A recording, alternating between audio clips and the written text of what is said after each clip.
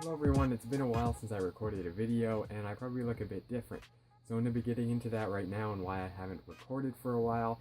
So if you want to skip my rambling, I won't be offended. I'll put the timestamp up here for you to skip it and just learn how to remove skies in Adobe Photoshop. But I'm going to explain to you guys right now why I haven't been recording. My Sony a6300 here has a problem with its SD card slot. So I had a 64GB SD card in it. This one right here, SanDisk, and the little lock broke off. And I thought nothing of it. I put a little piece of tape on it from a video I watched, and it turns out no SD cards fit in it anymore. The little lock ended up getting locked in my camera, and now my camera thinks that there is an SD card in there when there isn't, and I can't put SD cards in it, so I am getting a hold of Sony to, well, use my warranty, which it is still under, luckily. And I will hopefully be getting that fixed very soon so that I can use it once again, get out taking pictures, videos, everything, keep making content. So like I said, I'm very sorry I haven't been recording. I've been wanting to, but I just decided today I'd just do something on my computer since, well, this is pretty bad quality. I can't hook my microphone up to it, but the audio quality of the rest of the video is improved because I used this microphone while I was doing the tutorial. So let's get right into that right now.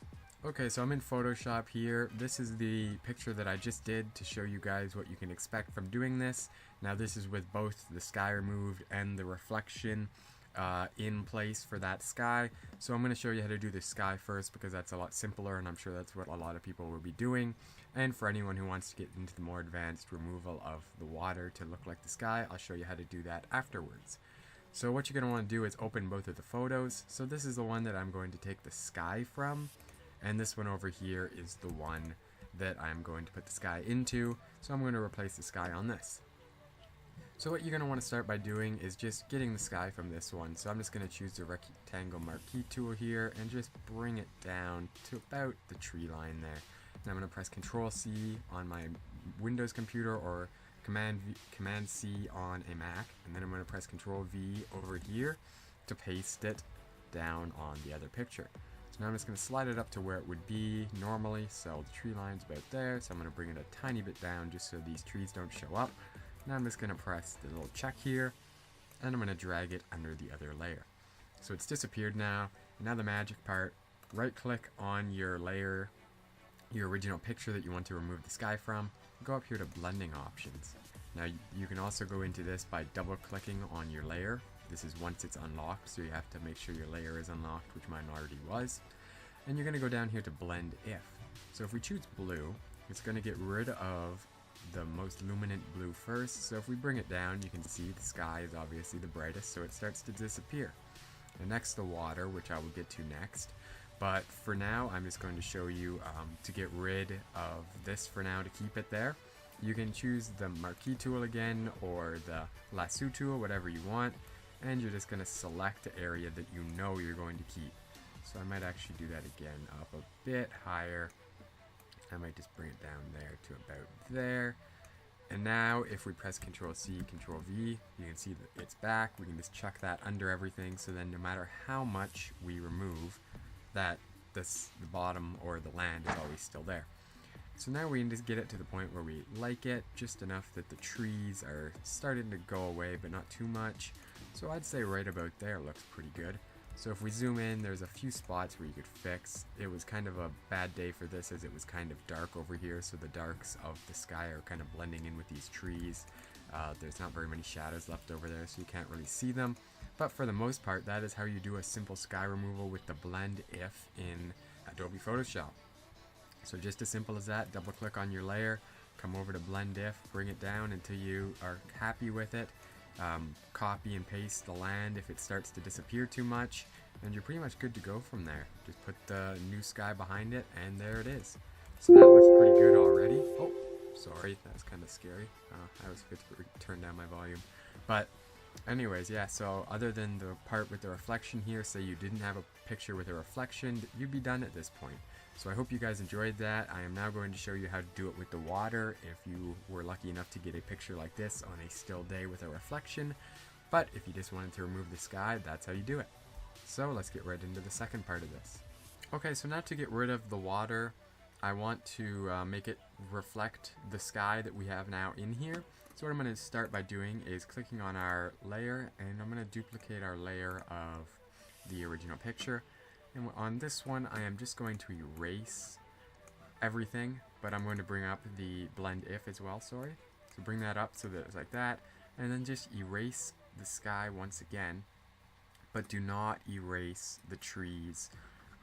So we're going to erase the sky, so we're just back to the original picture there that we made before, and erase the water where we don't want it. So you're going to want to keep this reflection here and that reflection there, but erase everything else, and just be careful not to erase any land.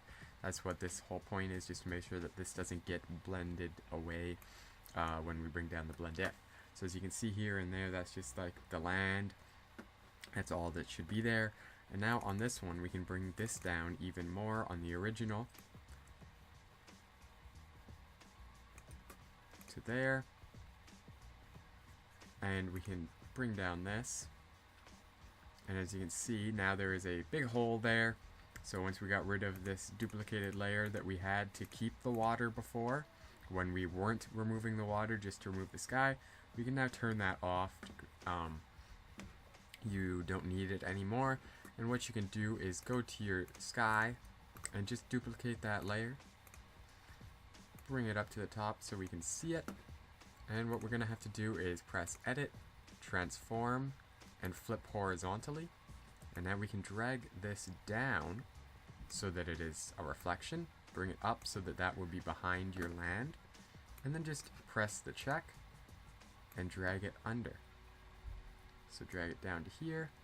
And just like that, as you can see, the new reflection is in there. You can work with it a bit, but the ripples actually look kind of cool there. The reflection is there because of this. As you can see, there's a bit there we could do a bit better. So go back into this and bring down this a bit more if you like. Don't want to bring it down too much, but probably about there, I would say. And that actually looks kind of cool. So that's how you do that. If you want to make this look even more like water, because it is the exact same color as the sky, I know sometimes it is, but a lot of the time this is a tad bit darker. So you can either go in with a low opacity black brush, or what I like to do is just duplicate this layer, the original picture, bring it up to the top, bring the bring the blend if, double click, bring the blend if back up to 100 so you have your original picture. Once again, we can delete the sky, like so. Just bring it in with the eraser, or delete that, or erase that, sorry, not delete. And then what we can do is just take our opacity and just bring it down. So opacity will make it look like that, give it kind of a cool effect. Or what I like to do is to use fill. So if you bring the fill down, as you can see, it just gives it a kind of bluish tint, but you still have the reflection of this sky.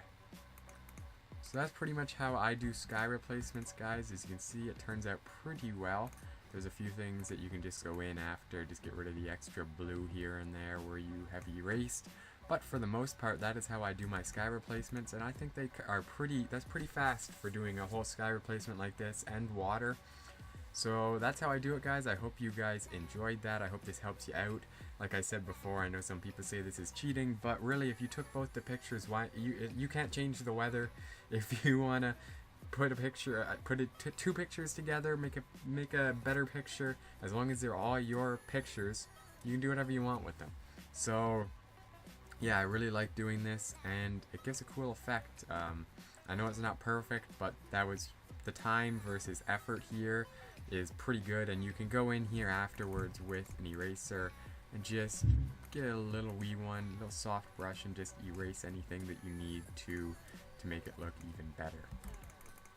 So that is how you do sky replacements in Adobe Photoshop.